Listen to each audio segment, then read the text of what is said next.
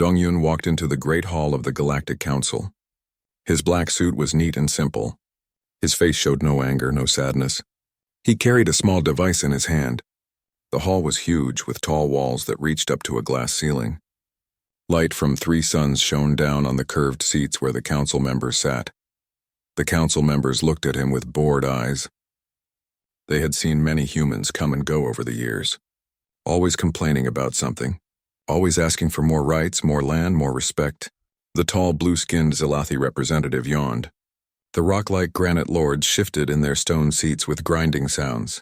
Even the floating jellyfish people called the drifters seemed to glow a bit dimmer, as if they were already losing interest. "Members of the council," Dongyun said, his voice clear and calm. "I come here today to deliver a final message from Earth and all human colonies." Councillor Vextar, a Zalathi with bright orange markings on his face, waved one of his 4 arms. Yes, Ambassador. What complaint do you bring us this time? Are your traders still upset about the shipping taxes? Do your colonists want more planets to farm?" Dongyun pressed a button on his device. A holographic image appeared in the center of the hall. It showed a simple document with Earth's official seal. "The United Earth Government formally ends all agreements with the Galactic Council. We are taking back all our people from Council space. We are stopping all trade with Council members. We will no longer follow Council laws or pay Council taxes." The hall fell quiet for a moment. Then laughter began. It started with the granite lords, whose laughter sounded like rocks falling down a mountain. The drifters pulsed with bright, amused colors. Even the serious Zalathi smiled, showing their sharp white teeth. "Oh my," said Councillor Kefra, a female Zalathi with silver markings. "The children are having another tantrum. How long do you think they will last this time? A month, 2 months?" Dongyun did not react to the laughter. He had expected this. "This decision is final. All human ships, workers, and diplomats will leave Council space within 90 days. "And go where?" asked Torgun, a massive granite lord whose voice boomed through the hall. "You humans have nowhere else to go. You need our trade routes. You need our technology. You need our protection." "We have made other arrangements," Dongyun said simply. More laughter filled the hall. The council members whispered to each other in their various languages. Some made jokes about stubborn humans. Others talked about how they would divide up the human colonies once the humans gave up and came back begging. Dongyun waited for the noise to die down. "I have delivered my message. Good day, councillors." He turned and walked toward the exit. "Wait," called Councillor Vextar. "Surely we can talk about this. What do you want? Lower taxes? Better trade deals? You cannot be serious about leaving completely." Dongyun stopped and looked back. For just a moment something flickered in his eyes. It might have been sadness. It might have been pity.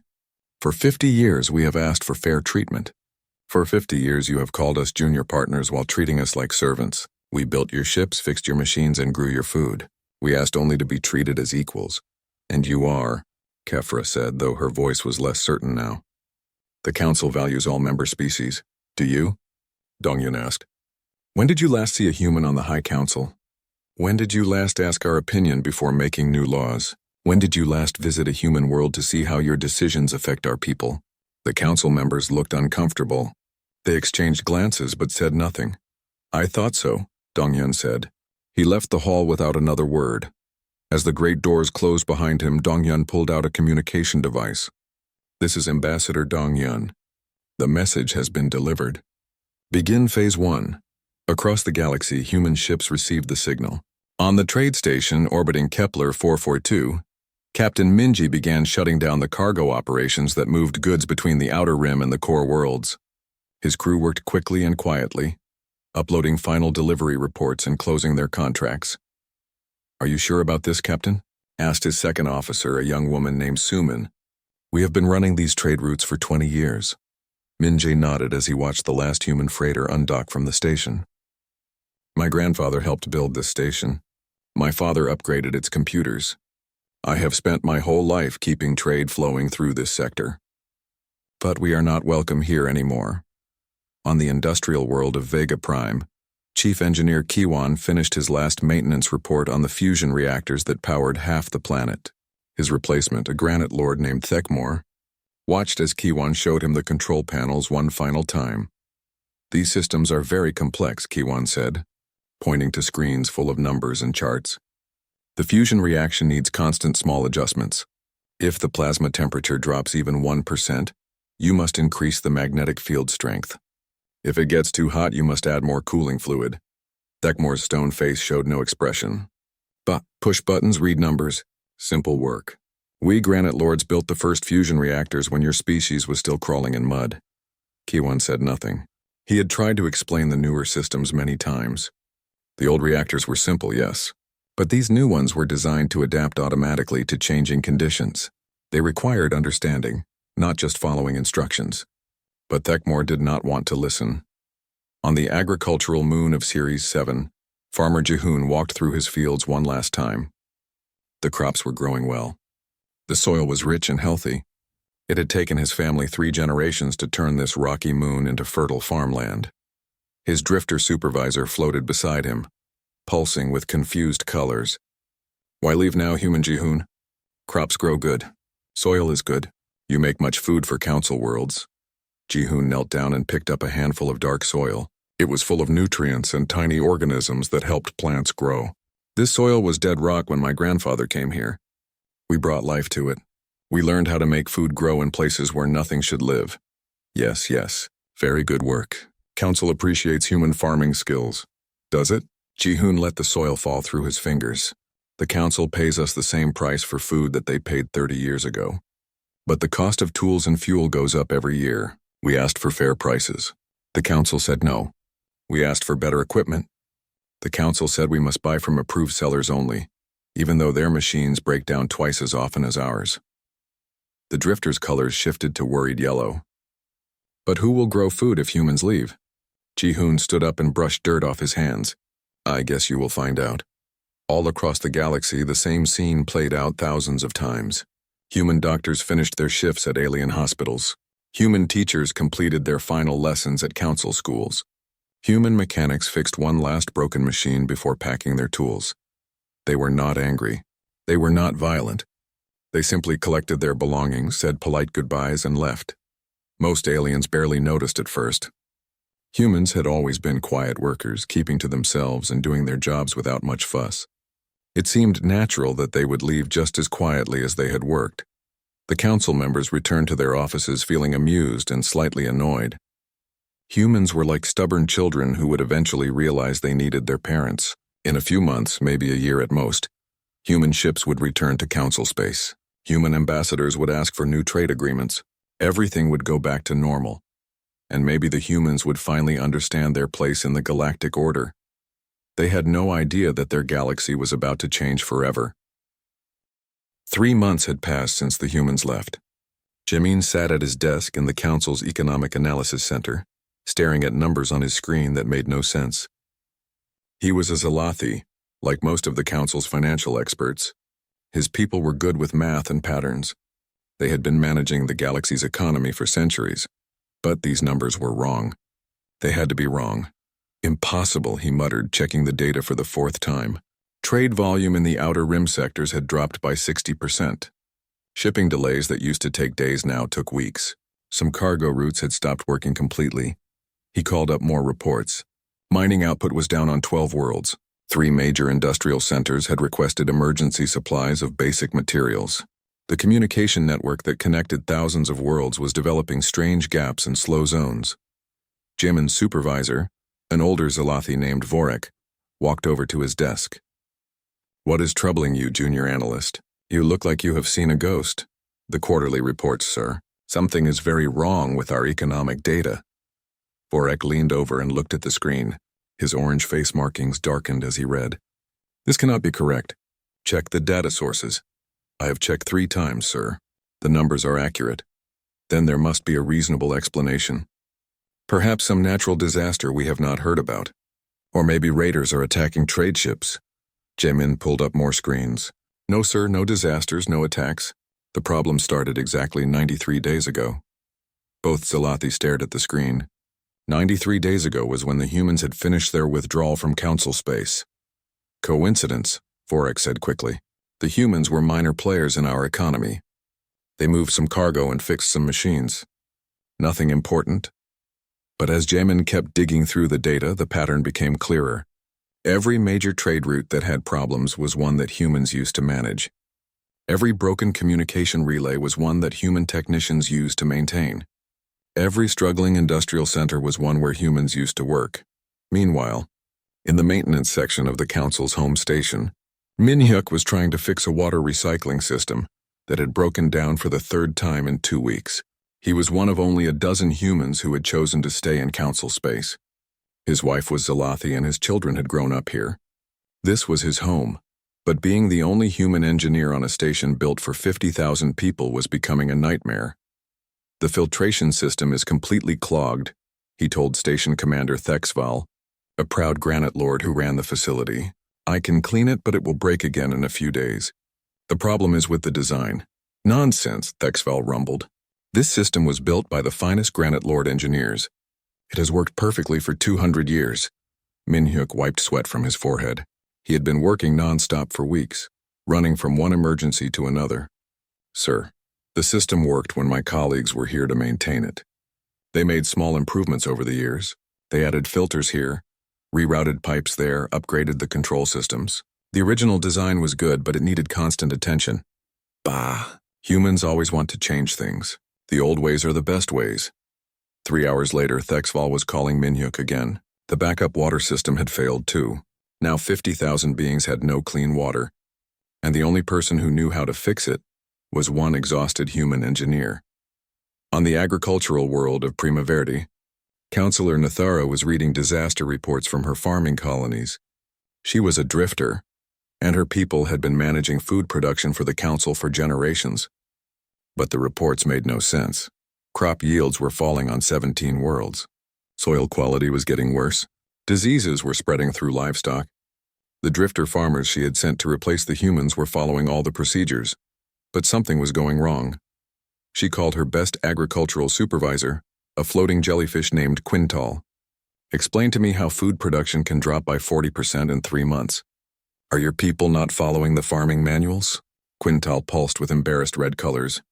We follow all procedures exactly, Counselor. We plant seeds at correct time. We add fertilizer as instructed. We water crops according to schedule. Then why are the crops dying? We do not know. The humans never wrote down everything they did. They said farming was about reading the land and feeling what the plants need. We thought they were just being dramatic. Nathara's own colors darkened with worry. Show me the detailed reports. As she read, the scope of the problem became clear. Human farmers had not just followed procedures. They had adapted constantly to changing conditions. When soil became too acidic, they adjusted the fertilizer mixture. When rainfall patterns changed, they modified irrigation systems. When new plant diseases appeared, they developed creative solutions using local resources. The replacement farmers were doing exactly what the manuals said. But the manuals could not cover every situation. They could not replace years of experience and intuitive understanding. In the Council's central communication hub, Chief Technician Borak Tun was getting angry. The massive granite lord was used to simple problems with simple solutions. Hit it with a hammer. Replace the broken part. Power cycle the system. Basic stuff. But the galaxy's communication network was falling apart in ways he could not understand. Why do messages take 3 hours to travel from the core worlds to Sector 12? He demanded. The quantum relays are working fine. His assistant, a nervous Zalathi named Fikara, checked the diagnostic reports. All hardware appears functional, sir. But the routing algorithms seem to be making poor decisions. Messages are taking long paths instead of short ones. Then fix the algorithms. Sir, the algorithms are very complex. They were designed by humans. They adapt automatically to network traffic patterns. I do not understand how they work. Borak Tun smashed his stone fist on the console. It is just computer code. How hard can it be? But as they dug deeper into the system, they found layer upon layer of interconnected programs. The humans had built a network that could think for itself, rerouting messages around problems before anyone even noticed the problems existed. It predicted traffic patterns, adjusted for equipment failures, and optimized signal paths in real time. The Granite Lords had always been proud of their engineering skills. They built things big and strong and simple, but the human systems were elegant and subtle. They worked so well that nobody had bothered to learn how they worked. Now the systems were slowly breaking down. making tiny mistakes that added up to massive problems. Back in his office, Jamin was creating a report that would shake the council to its core. He had spent weeks tracking down every economic problem, every system failure, every mysterious breakdown. The pattern was undeniable. Humans had not been minor players in the galactic economy. They had been its invisible foundation. They had managed 60% of all interstellar cargo routes. They had maintained the critical infrastructure on hundreds of worlds. They had grown 40% of the food that fed council populations. They had designed the software that kept communication networks running smoothly, but they had done it so quietly and efficiently that everyone else took it for granted. Council members saw humans as useful servants, not as essential partners. They had noticed human traders and farmers and engineers, but they had not realized how much the entire system depended on human expertise. Jamin's hands shook as he typed his final conclusions. The economic disruption was going to get worse before it got better. Systems that humans had maintained for decades were starting to break down. Replacement workers could handle simple tasks, but they could not match the innovation and adaptability that humans had brought to every job. The council had spent centuries building an empire based on the idea that they were naturally superior to younger species. They had given humans the jobs they considered beneath them, never realizing that those jobs were actually the most important ones in the galaxy. Now the humans were gone, and the council was discovering that their mighty empire had been held together by the very people they had dismissed as inferior. Jamin finished his report and sent it to the High Council. He wondered if they would believe it. He wondered if they would even read it carefully. But across the galaxy, the evidence was mounting every day. Machines breaking down, food shortages, communication failures, trade disruptions. The Council's empire was crumbling, and they were just beginning to understand that they had built it on foundations they never bothered to appreciate. In her quarters on Earth, former Ambassador Suwa was reading the same economic reports that were terrifying the Council, but instead of fear, she felt a sad kind of satisfaction. She had warned them this would happen. For years, she had tried to explain how much the galaxy depended on human expertise. They had never listened. They had never wanted to listen. Now they would learn the hard way what they had lost when they drove humanity away. 6 months after the humans left, the Nexus was dying. The great orbital city had been the Council's proudest achievement for over 1,000 years. It was a massive ring of metal and glass that spun slowly around a gas giant, home to 12 million beings from across the galaxy. The Nexus was where the Council made its laws, where diplomats met to solve problems, where the greatest minds in the galaxy came to share knowledge. Now it was dark. Hyunsu hurried through the emergency corridors, carrying his toolkit and trying not to think about how much trouble the city was in. He was the only human left on the Nexus, a maintenance engineer who had stayed because his daughter was married to a Zalathi diplomat. He had planned to retire and spend time with his grandchildren. Instead, he had become the most important person on the station. "Thank the stars you are here," said Administrator Vorthak, a tall Zalathi whose usual calm had been replaced by obvious panic. "The power grid failed completely 3 hours ago. We are running on emergency batteries, but they will not last much longer." Hyunsu followed the administrator down a corridor lit only by dim emergency lights. Other beings pressed against the walls to let them pass, their faces full of worry. The air felt thick and stale. Without the main power systems, even the air recycling was failing. "What happened to the backup systems?" Hyunsu asked. "They failed too. All of them. My technicians say it is impossible, but here we are."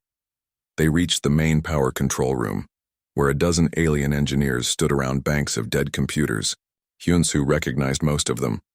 Granite lords who were good at building things, Zalathi who were smart with numbers, even a few drifters whose energy-based biology gave them insights into power systems. All of them looked lost. Chief Engineer Mokhtar, a massive granite lord, pointed at the dark screens with frustration. "Nothing makes sense, human. The fusion reactors are working fine.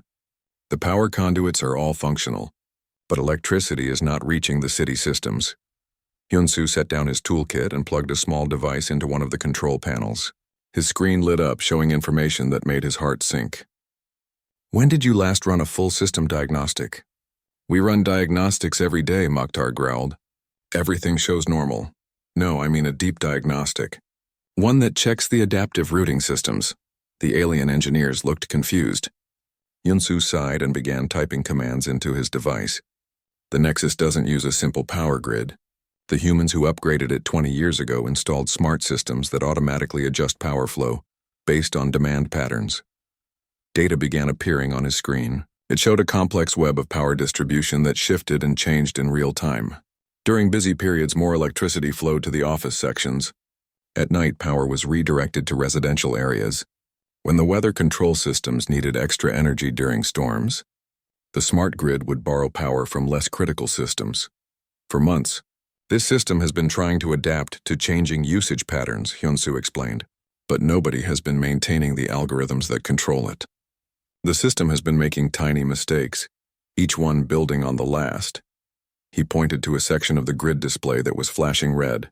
3 days ago, the main distribution node detected what it thought was a surge in demand from Section 7. It rerouted power from other sections to compensate. But Section 7 wasn't actually using more power. The sensor readings were just slightly off, because nobody had calibrated the sensors in 6 months. The alien engineers watched as Hyunsu traced the cascade of errors through the system. Each small mistake had led to bigger problems. Power had been rerouted so many times that the grid had tied itself in knots. "This is impossible," said Kevara, a female Zalathi whose expertise in electrical systems was legendary. "A properly designed system should not fail like this." "It's not a failure," Yunsu said quietly. "It's actually working exactly as designed.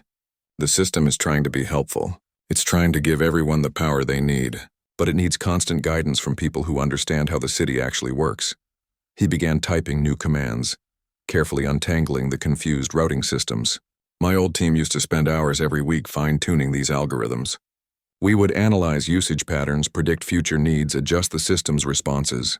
The computer is very smart, but it can't replace human judgment." It took Hyunsu 12 hours to restore power to the Nexus. As lights began coming back on throughout the great city, Administrator Vorthak found him sitting exhausted in the power control room. "This cannot happen again," the administrator said. "You must train my people to maintain these systems." Hyunsu looked up with tired eyes. "I've been trying to train people for years. Nobody wanted to learn. They thought it was beneath them." Meanwhile, on the agricultural world of Harvest Prime, Sunhee was receiving desperate messages from across the galaxy. She had retired to a small farm outside council space, hoping to spend her final years growing vegetables for her local community. Instead, she was getting hundreds of calls for help every day. The latest message was from Counselor Nethera, the drifter who managed food production for half the galaxy. Sunhee could see the panic in the alien's shifting colors as she spoke. "Honored human Sunhee, we need your expertise urgently. The farming colonies are experiencing catastrophic crop failures. Our replacement workers are following all procedures, but yields continue to drop." Sunhee accepted the call and saw Nethera's image appear on her screen. Behind the drifter, she could see charts and graphs showing declining food production across dozens of worlds. "What specific problems are you seeing?" Sunhee asked. "Everything. Soil becoming too salty on ocean worlds. Plants growing too slowly on high-gravity planets. Insects destroying crops on temperate worlds. Each colony has different problems, but all of them are getting worse." Sunhee nodded sadly. She had predicted this would happen. "Farming isn't just about following procedures, Counselor. Every world is different. Every season brings new challenges. The manuals we wrote were starting points, not complete instructions." She pulled up her own files, showing decades of notes and observations from human farming colonies. On Kepler 438b, the soil chemistry changes depending on how much radiation the planet receives from solar flares. We had to adjust our fertilizer mixtures every few months. On Wolf 359c, the growing season is affected by dust storms that can be predicted by watching atmospheric pressure patterns. "But surely there are standard solutions to these problems." "There are no standard solutions," Sunhee said firmly. "That's what your replacement farmers don't understand. They're trying to turn farming into a simple formula, but farming is about adapting to nature, not controlling it." She spent the next hour explaining concepts that seemed obvious to her, but revolutionary to the Council's agricultural experts. How soil microorganisms needed to be kept in balance. How crop rotation needed to be adjusted based on local conditions. How successful farming required intuition built from years of experience. "We can send you detailed guides for each colony," she finally offered. "But you need people who are willing to spend years learning their local conditions. People who can think creatively when problems arise." After ending the call, Sun-hee walked through her own small garden. The plants were healthy and green, growing in soil she had spent decades learning to understand. She could tell by looking at a tomato plant whether it needed more water or different nutrients. She could predict which fields would produce the best crops based on tiny changes in weather patterns. It had taken her 40 years to develop this intuitive understanding. The council expected their replacement workers to learn it from a manual. Back on the Nexus, Communication Chief Johan was dealing with his own crisis. The galaxy's information network was falling apart so quickly that some sectors had lost contact completely. Messages that should take minutes to deliver were taking days. Some messages were never arriving at all. The problem was the routing systems that humans had designed to manage the enormous flow of information across thousands of worlds. These systems were supposed to be intelligent, automatically finding the best paths for each message and adapting to changing conditions. Instead, they were making increasingly strange decisions. A message from the core worlds to a nearby colony might be routed through 17 different relay stations, taking hours to reach its destination. Emergency communications were being sent to random locations. Some messages were being copied hundreds of times, clogging the network with duplicate traffic. "The system is trying too hard to be clever," Johan explained to a room full of frustrated council technicians. "It was designed to learn from patterns and optimize routes automatically.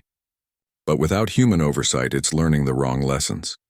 He showed them a visualization of the network that looked like a living thing, with information flowing through countless pathways like blood through veins. Normally the flow was smooth and efficient. Now it looked chaotic, with information backing up in some areas while other areas sat empty.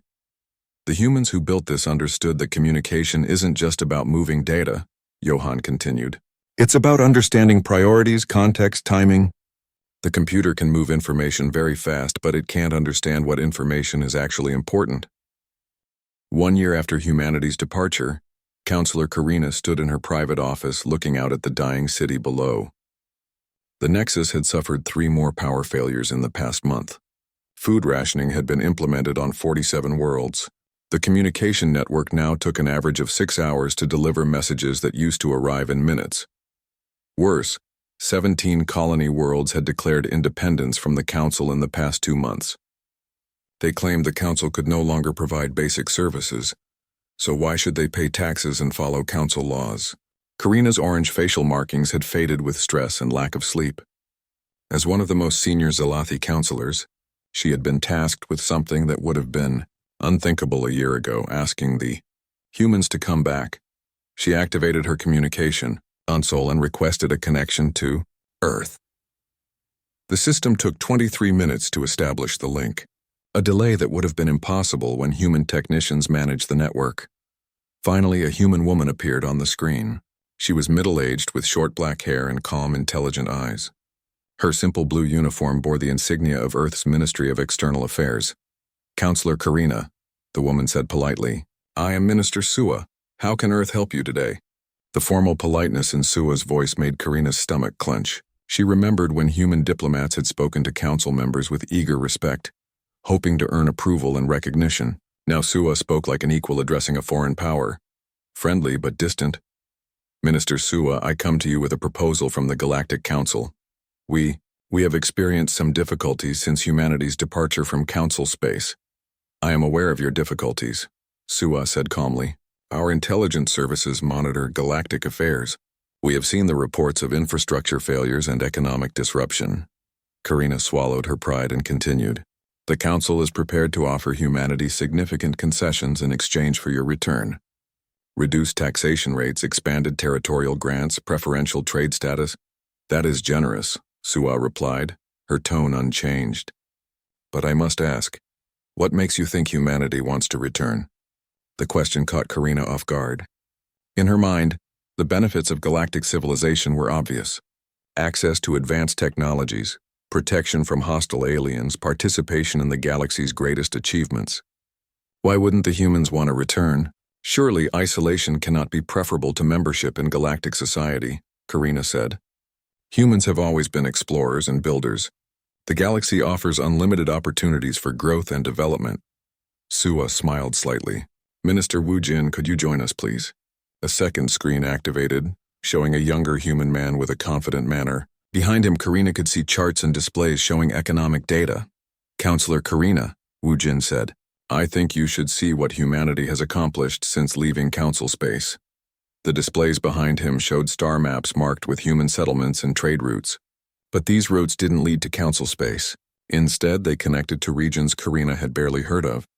Independent systems, minor alien civilizations, unexplored sectors that the council had dismissed as unimportant.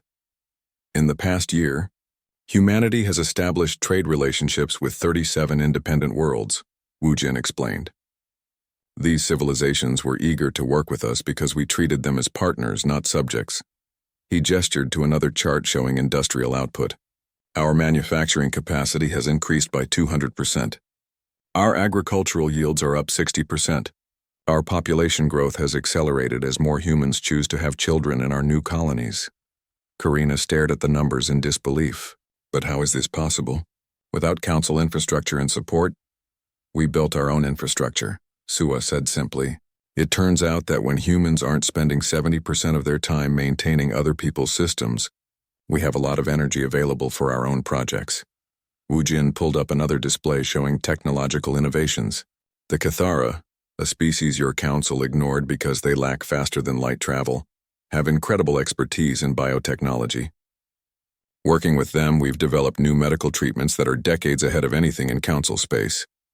The Vortani, who your council dismissed as primitive because they prefer organic technology, have taught us how to grow starship hulls instead of building them. Our new ships are stronger, more efficient, and self-repairing. The Nexan Republic, which your council refused to recognize because they practice direct democracy instead of hierarchical government, has shared advances in energy storage that make our power systems completely reliable. Each revelation hit Karina like a physical blow. The council had assumed that they possessed the pinnacle of galactic civilization. They had treated other species as inferior based on superficial differences in culture or technology. But the humans had discovered that many of these inferior species had valuable knowledge that complemented human skills perfectly. I don't understand, Karina said weakly. If these species had such valuable technologies, why didn't they share them with the council? Sua's expression hardened slightly. Because the council never asked. You made contact with them, evaluated their military and economic power, decided they had nothing to offer, and moved on. You never bothered to learn about their cultures or understand their achievements. She leaned forward, and for the first time, Karina heard real emotion in her voice. Do you know what the first thing every one of these species said when we approached them? They said, "Finally, someone who listens." The communication was interrupted by an urgent message alert. Karina's assistant appeared on a side screen, his face full of panic. Counselor, I apologize for the interruption, but we have an emergency. The Outer Rim Mining Consortium has just announced they are leaving the council. They say they can get better deals working directly with human companies. Karina felt dizzy. The mining consortium controlled the raw materials that fed council industry. Without them, Minister Sua, she said desperately, surely we can reach some agreement. The council is prepared to offer humanity full membership in the High Council. Equal voting rights, equal representation in all decisions. For a moment, Sua's expression softened, and Karina thought she saw sadness there. Counselor, 50 years ago that offer would have meant everything to us. Humans dreamed of being accepted as equals in galactic society. And now we have something better. We have partnerships based on mutual respect instead of hierarchical dominance. We have allies who value our contributions instead of taking them for granted. We have the freedom to explore and grow without someone else's permission. Wu Jin added more data to his display. 3 more species have asked to join our confederation this month. Not as subjects or junior partners, but as equals with full self-determination. Karina looked at the data showing humanity's expanding network of allies and trade partners. It was growing faster than the council had grown in its first century. But surely you need what the council can offer, she said. Our military protection, our established infrastructure, our accumulated knowledge. Your military is designed to maintain your empire, not protect your members, Sua replied. Your infrastructure is failing because it was built on unpaid human labor. Your accumulated knowledge comes mostly from species you conquered or absorbed, then took credit for their discoveries. The truth of those words hit Karina like a physical blow. She had never thought about where the Council's great achievements actually came from. She had assumed they represented the natural superiority of the founding species. The Cathara have a saying, Sua continued. A tree that grows by choking other plants will eventually poison its own roots. The Council built its power by dominating others. Now that those others have choices, they're choosing to leave. The communication ended a few minutes later with polite but firm refusals. Humanity would not return to Council space. They would not resume their old roles as the galaxy's maintenance crew and food producers. Karina sat in her darkening office as the Nexus suffered yet another power fluctuation. Through her window, she could see protest crowds gathering in the lower levels. Food shortages were getting worse. The communication delays were making it impossible to govern effectively. For 1,000 years, the Council had believed that they represented the peak of galactic civilization. They had assumed that their empire would last forever, that their power was based on natural superiority rather than the unrecognized labor of species they considered inferior. Now they were discovering that their mighty empire had been built on foundations they had never bothered to understand. The humans who had quietly maintained those foundations were gone, building something new and better, and the Council was left to rule over an empire that existed more in memory than reality, watching helplessly as their subjects chose freedom over servitude, partnership over hierarchy. The galaxy was changing and the Council was being left behind.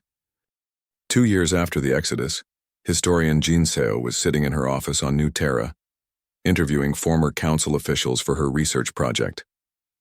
Her book would be called The Quiet Revolution: How Humanity Changed the Galaxy by Walking Away, and she was determined to understand exactly how the Council had become so blind to their own dependence on human labor. Her current interview subject was Morkala, a former Granite Lord administrator who had managed industrial operations on 12 worlds. He had agreed to speak with her after losing his position when those worlds declared independence from the Council. "We never meant to treat humans badly," Morkala said, his tone features showing genuine confusion.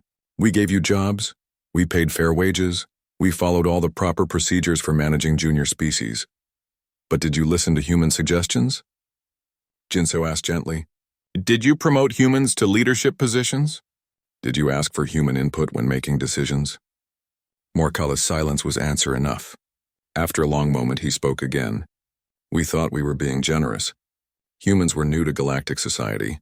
We assumed you needed time to learn, to prove yourselves worthy of greater responsibility. How much time? 50 years wasn't enough?" In Granite Lord culture, it takes centuries to earn respect. "We live for thousands of years. 50 years seemed like..." A brief moment.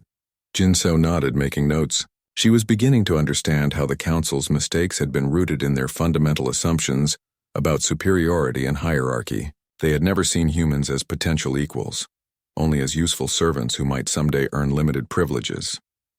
"What do you think of humanity's success since leaving Council space?" she asked. Morkala shifted uncomfortably. "It is impressive, but surely it cannot last. Building relationships with minor species, developing untested technologies, it seems risky." Risky compared to what? The Council's approach was supposedly safe, but it led to complete system collapse when humans left. "That was unexpected," Morkala admitted. "We did not realize how much we depended on human expertise." Through her office window, Jinseo could see the bustling streets of New Terra's capital city. Humans worked alongside Cathara biotechnicians, Fortani organic engineers, and dozens of other species that the Council had dismissed as unimportant. The city hummed with creative energy and collaborative innovation. It was everything the Nexus had pretended to be, but never actually achieved. Meanwhile, on Earth, Prime Minister Isul was reading the latest diplomatic message from the Council. It had taken 4 days to reach her due to the continuing breakdown of galactic communication systems. The message was from Supreme Chancellor Vexkar himself, the highest authority in Council space. The tone was very different from previous communications. Gone was the condescending language about junior species and earning one's place. Instead, the Chancellor wrote with what sounded like genuine desperation. "Honored Prime Minister," the message began, The Galactic Council formally requests the immediate resumption of diplomatic relations with the United Earth government. We are prepared to offer humanity full equality within council structures, including permanent seats on the High Council and equal voting rights on all major decisions. The message went on to detail economic incentives, territorial concessions, and technological sharing agreements. It was everything humanity had asked for during 50 years of patient diplomacy. Isol finished reading and set the message aside. Her assistant, a young diplomat named Chang-hyun, looked at her expectantly. "What will you tell them, Prime Minister?"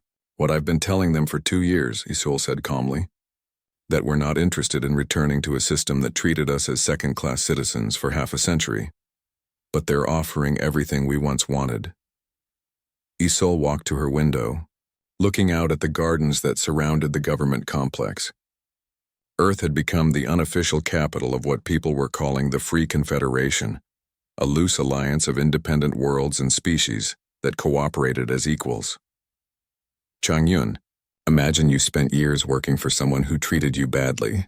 They gave you all the difficult jobs, ignored your suggestions, and never promoted you despite your excellent work. Then one day you quit and started your own successful business. She turned back to face him. A year later, your old boss realizes his company is failing without you. He offers to make you a partner, give you the respect you always deserved. Would you go back? Chang-hyun thought for a moment. I might consider it, if I believed he had truly changed. Exactly. But have they changed? Or are they just desperate? The question was answered a few days later, when reports arrived from Council Space. The Supreme Chancellor had issued new decrees strengthening Council control over member worlds. Military forces had been sent to prevent 3 more systems from declaring independence. Emergency powers had been granted to core world administrators to maintain order. The Council wasn't offering partnership out of enlightenment. They were offering it out of fear, while simultaneously trying to tighten their grip on what remained of their empire. In the outer territories of former Council space, the collapse was accelerating. Young explorer Chang-hyun was leading a joint expedition with representatives from 8 different species, mapping new trade routes and establishing contact with previously unknown civilizations. His ship, the New Dawn, was a marvel of collaborative engineering. The hull was grown using Vortani biotechnology, making it self-repairing and incredibly strong. The power systems used Nexan energy storage methods, providing reliable power for years without maintenance. The computers ran on hybrid organic digital systems that combined human programming with Kethera biotechnology. Captain, his navigator, a Vortani named Silthara, said excitedly, "We're receiving signals from an unknown civilization in the next system. They appear to be trying to communicate." Chang-hyun smiled. First contact protocols in the Free Confederation were very different from Council methods. Instead of evaluating military strength and economic potential, they focused on cultural exchange and mutual benefit. "Prepare the cultural exchange package," he ordered. "Music, art, scientific data, historical records. Let them know we come in friendship." Behind them, Council space grew smaller every day. More worlds chose independence over imperial membership. Some joined the Free Confederation, others formed their own alliances. The rigid hierarchy that had dominated the galaxy for millennia was fragmenting into something more complex and dynamic. The Council still controlled the core worlds and their immediate neighbors. They still had powerful military forces and advanced technologies, but their empire had become hollow, held together more by fear and habit than by genuine loyalty. In his final interview with Jinseo, former Supreme Chancellor Thakaran, who had been removed from power after the economic collapse, admitted what many Council leaders still refused to acknowledge. "We built our civilization on the assumption that we were naturally superior," he said quietly. "We assigned roles based on that assumption. The superior species made decisions and enjoyed privileges. The inferior species did the actual work that kept everything functioning. And now we know that our assumptions were wrong. The species we considered inferior were actually the foundation of our civilization. When they left, they took our strength with them." He looked tired, older than his centuries of life suggested. "The humans tried to tell us this for years. They asked for partnership, for recognition, for respect. We gave them condescension and empty promises instead. Do you think the Council can change?" Thakaran was quiet for a long time. Some of us can. But changing means admitting we were wrong about everything we believed. It means giving up the power and privileges we've enjoyed for so long. Most council members would rather watch the empire crumble than admit they were never superior in the first place. The interview ended, and Jinseo completed her book. It became required reading in schools throughout the Free Confederation, a reminder of what happened when power was built on dominance rather than cooperation. Years passed. The Free Confederation continued to grow, welcoming new members and new ideas. Innovation flourished as different species shared their unique strengths and perspectives. Humanity played a central role, but as partners and facilitators rather than rulers. The Council still existed, ruling over a much-reduced territory. Some reform efforts had succeeded, making their government slightly more democratic and inclusive. But the fundamental hierarchy remained, and with it the assumption that some species were naturally meant to rule, while others were meant to serve.